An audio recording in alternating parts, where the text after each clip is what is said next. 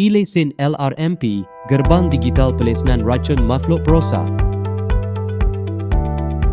Modul e-Exim Sistem Pelesenan Racun Makhluk Perosak. Adakah anda bersedia untuk menjadi pemakai atau pembantu pemakai racun makhluk perosak berlesen? Mulakan perjalanan anda di E-Lesen LRMP dengan mendaftar untuk peperiksaan pemakai atau pembantu pemakai. Log masuk ke sistem E-Lesen LRMP menggunakan ID syarikat atau ID individu. Klik profil pengguna dan kemaskini maklumat individu. Lengkapkan maklumat, muat naik dokumen dan hantar untuk pengesahan pegawai pelesenan. Klik pada modul e-Exim. Pastikan anda memilih kategori permohonan peperiksaan yang betul. Pemakai, pembantu pemakai.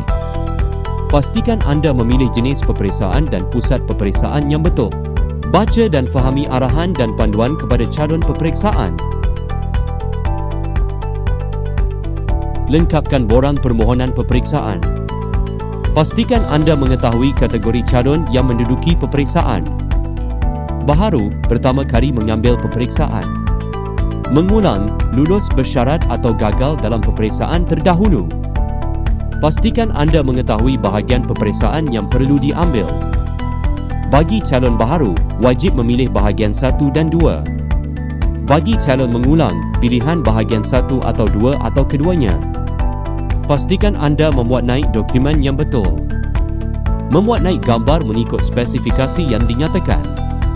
Memuat naik sijil akademik yang diakui sah. Atau muat naik salinan lesen pembantu pemakai. Ini adalah untuk calon peperiksaan pemakai yang hendak menaik taraf ke lesen pembantu pemakai dan tidak memiliki sijil akademik. Atau muat naik surat pengesahan sebagai pekerja di syarikat pengendali kawalan makhluk perosak berlesen yang telah bekerja tidak kurang dari 2 tahun. Ini untuk calon peperiksaan pembantu pemakai yang tidak mempunyai sijil akademik. Tandakan pengakuan. Jumlah bayaran yang perlu dibayar adalah mengikut jumlah permohonan yang dibuat. Klik hantar dan akan dibawa ke platform pembayaran. Pemohon boleh muat turun atau mencetak sendiri resit bayaran setelah bayaran diselesaikan.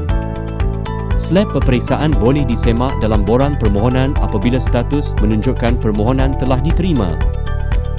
Calon dikehendaki memuat turun atau mencetak slip peperiksaan. Semasa hari peperiksaan, pengawas peperiksaan akan meminta anda mengemukakan my card anda untuk mengesahkan maklumat ini.